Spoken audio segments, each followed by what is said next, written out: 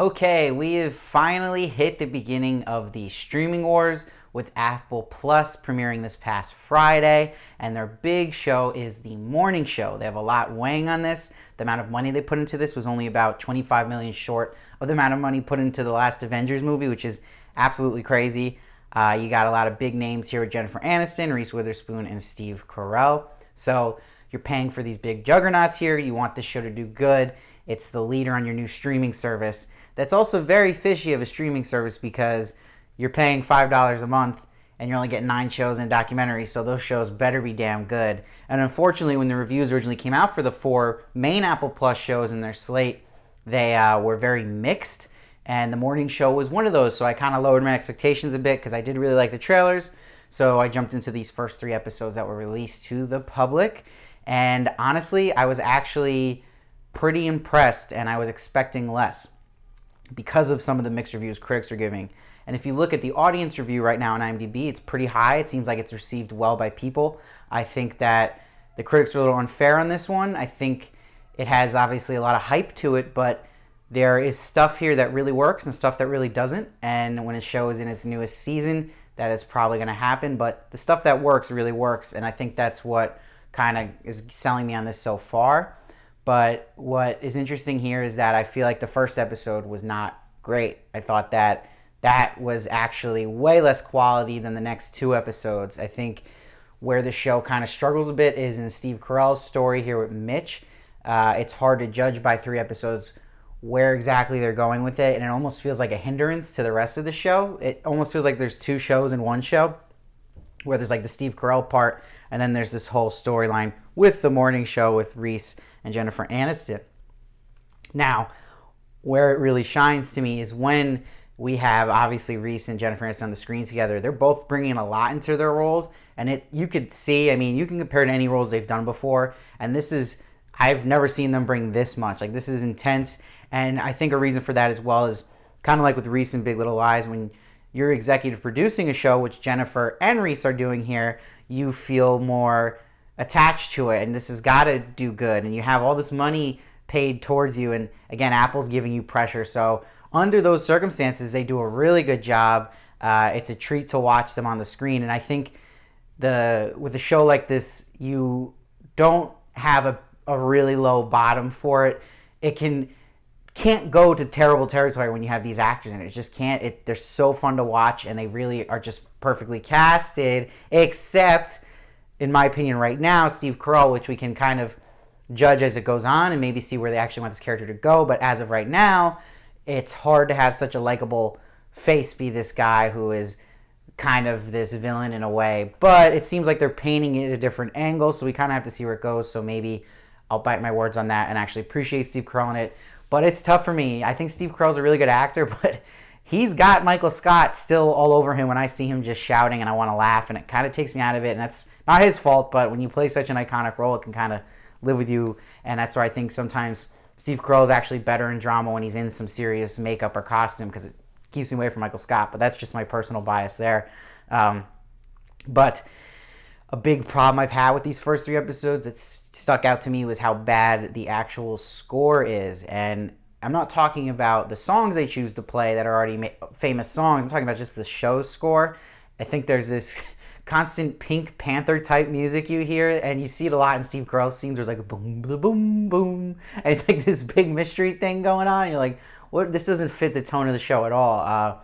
So I think the actual music of the show is messing up a lot of the tone. And there's a big scene here in episode 3 when Jennifer Aniston is in the conference room with all the suits, and it seems like the music's off there. It's like this weird light piano that just does not add to the weight of that scene. So that's a big problem of mine. I always find music in shows really important. It's always setting the mood, and it's always feeling offbeat with each scene. So that definitely hurts the show for me. I think out of the first 3, episode 2 was the best. It was the most tight. And if they're going for like an Aaron Sorkin type feel where it's cutting back and forth with a lot of dialogue and it's just crazy pace, kind of like even like the show The Newsroom there, which it reminds me of, it worked in episode 2. It's got some talent behind it. I mean, the director of the episode was a director who worked a lot on The Leftovers, a show I always talk about and love. And I like Billy Crudup's portrayal here of this young hotshot suit. I mean, we've all met this guy before in our lives, and he's killing this role. He's great at it. And there's some interesting characters here. Obviously, Jennifer Aniston's Alex, and with Reese Witherspoon's Beverly, they're both really up-to-date, kind of where we have two kind of different types of women, but they have similarities there in our current times and how they address these situations that we see constantly with the Me Too thing. And they do that really well and blend it together. And I think those characters are really strong. And that includes Billy Crudup's character, because you're just kind of trying to read him and figure out his real end game. So I think the only character, again, that needs work is Mitch, which is Steve Carell's character. But I have a feeling it will get better. It's kind of just towing the line there with it. And I think there was some weird scenes, like the scene with Martin Short and Steve Carell on the porch. And you can see Martin Short's like this more extreme predator, let's say. And Steve Carell's like, I'm not you. So you're kind of also trying to read what their message they're sending about the whole Me Too thing and how different case-by-case basis should be judged. It's going to be interesting where that goes. It's definitely going to be controversial. It's hard to read still, so we'll see.